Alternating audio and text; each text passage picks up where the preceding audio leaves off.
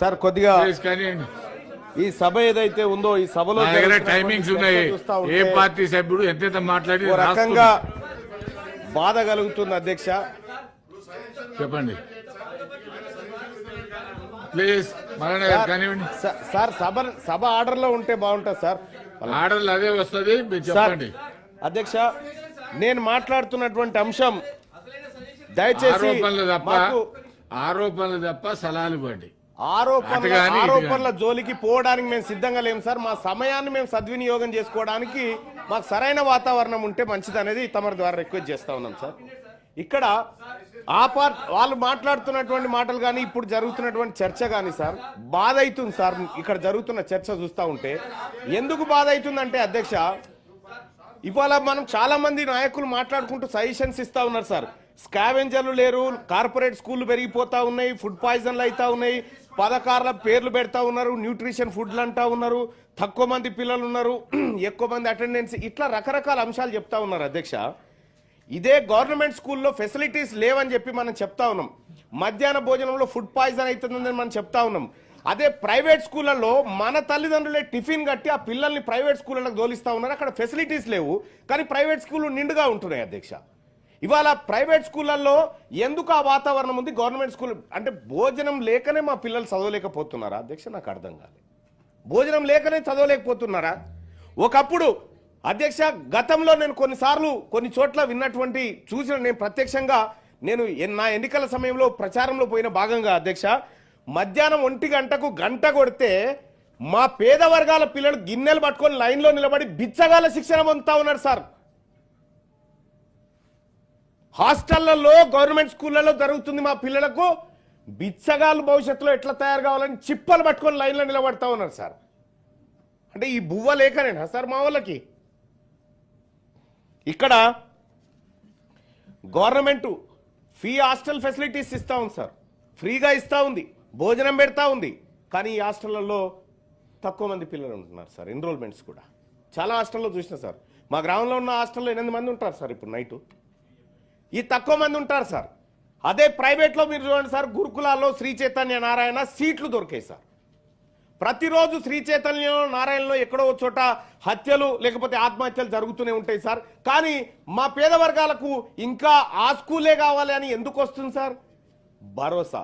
ఈ సభలో మీరున్నారన్న భరోసాతో మేము మాట్లాడగలుగుతా ఉన్నాం సార్. మేము సభకు రాగలుగుతా ఉన్నాం. మీరు మాకు మాట్లాడే ఛాన్స్ ఇస్తారు, మా బాధ సభ ముందు పెట్టుకునే అవకాశం ఇస్తారన్న ఉద్దేశంతో ఏదైతే భరోసా ఉందో ఆ భరోసా మా ప్రజల్లో లేదు సార్. ఆ భరోసా మా ప్రజల్లో లేదు. ఎందుకు లేదంటే సార్ 45% మంది స్టూడెంట్స్ గవర్నమెంట్ స్కూళ్ళలో చదువుతూ ఉన్నారు సార్. 55%. దయచేసి అధ్యక్ష మీరు సమయం చూస్తుంటే నాకు భయం అవుతుంది అధ్యక్ష. ఎందుకంటే నేను మెజారిటీ ప్రజల పక్షాన ఉన్నటువంటి ప్రతినిధిని సార్. దయచేసి తెలంగాణ రాష్ట్రంలో బీసీలు 60% ఉన్నారు సార్. బీసీ ఈ సభా సమయాన్ని 50% కనీసం మా బీసీ ప్రతినిధులకి ఇవ్వాల్సిందిగా మీ అందరినీ సార్ సలహాలు ఇస్తా ఉన్నాను సార్. ఇక్కడ జరుగుతున్న చర్చ సార్, మనము మీది మడికి పైప్ వేస్తే సార్ కింది నుంచి పైపు చక్కగా ఉంటేనే మీది మడిలో వాటర్ పడతాయి సార్. ఈ అన్ని చోట్ల అన్ని మడ్ల కాడ అది రంధ్రాలు పడ్డ తర్వాత ఏం క్వాలిటీ బయటకు వస్తుంది సార్? మా అల్టిమేట్గా మనం భోజనం పెట్టినా, న్యూట్రిషన్ ఫుడ్ ఇచ్చినా, మంచి వాతావరణం కల్పించినా ఆ అబ్బాయి పోతున్నటువంటి విధానం ఎట్టుంది, రేపు పొద్దున ఆయన ఇంజనీర్ కాబోతా ఉన్నాడా, డాక్టర్ కాబోతా ఉన్నాడా, ఏం కాబోతున్నాడు అనేటువంటి అంశం ప్రధానమైనటువంటి అంశం అధ్యక్ష. ఇక్కడ మేము కేవలం భోజనం కోసమో లేకపోతే ఇంకో దానికోసమో కాదు అధ్యక్ష. ఇదే భోజనం కావాలంటే ఏ గుడి మెట్ల కాడ కూర్చున్నా మాకు దొరుకుతుంది అధ్యక్ష. కానీ ఒక్క మాట, పెడుతున్నటువంటి ఖర్చు, చేస్తున్నటువంటి ఈ వ్యవహారం ఏదైతే ఉందో మా బతుకులు మారుస్తలేదు అధ్యక్ష. ఈ విద్యా విధానంలో భరోసా లేని విద్యా విధానం ఇవాళ ప్రభుత్వ రంగంలో ఉంది అధ్యక్ష.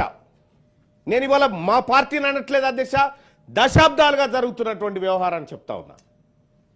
ఎందుకు మా పిల్లలు ప్రభుత్వ స్కూళ్ళని నమ్ముతలేరు? ఎందుకు మా తల్లిదండ్రులు ప్రభుత్వ స్కూళ్ళ పైన భరోసా పెడతలేరు? ప్రైవేట్ విద్య పైన ఎందుకు వీళ్ళందరూ అటువైపు తొంగి చూస్తున్నారంటే అధ్యక్ష, ప్రభుత్వం రాబోతున్నటువంటి స్థానిక సంస్థల ఎన్నికలు కానీ ఏమైనా కానీ అధ్యక్ష, నేను సజెషన్ చేస్తా ఉన్నా, సర్పంచ్ కానీ వార్డ్ మెంబర్ కానీ జెడ్పీటీసీ కానీ ఎంపీటీసీ కానీ వాళ్ళ పిల్లలుంటే ప్రభుత్వ స్కూళ్ళలో జాయిన్ చేయాలి అధ్యక్ష వాళ్ళని. ఆ విధంగా మనం స్థానిక సంస్థల్లో ఆ నిబంధన తీసుకొస్తే ఆ ఎంపీటీసీ కనుక వాళ్ళ పిల్లగాడు గవర్నమెంట్ స్కూల్లో ఉంటే గవర్నమెంట్ స్కూళ్ళలో టాయిలెట్ లేకుండా ఉంటుందా అధ్యక్ష? వాళ్ళ స్కూళ్ళలో బోర్డు లేకుండా ఉంటుందా? వాళ్ళ పిల్లలు కనుక ఎక్కడ బహిరంగ ప్రదేశంలో మూత్ర విసర్జన చేసే పరిస్థితులు ఉండేవి కదా అధ్యక్ష? అదే కాదు అధ్యక్ష, ఇక్కడ బాధ్యత అన్న దయచేసి మా వర్గాలదన్న దయచేసి ఒకసారి వినండి అన్న, వినండి మీరు, వినండి అన్న, వినండి అన్న.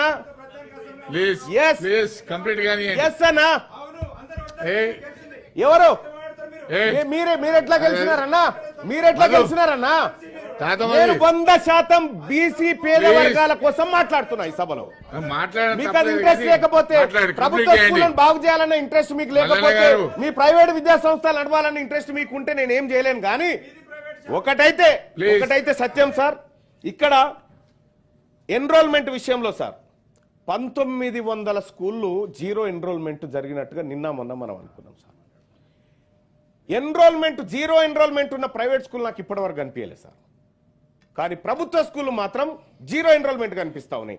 సో ఇక్కడ జరగాల్సినటువంటి చర్చ ప్రైవేట్ విద్య, ప్రభుత్వ విద్య, నమ్మకము, భరోసా అనేటువంటి అంశాల మీద జరిగితే మా ప్రజలకు మంచి జరుగుతుంది అనేది నేను ఈ ప్రభుత్వం ముందు చెప్తున్నటువంటి అంశం అధ్యక్ష.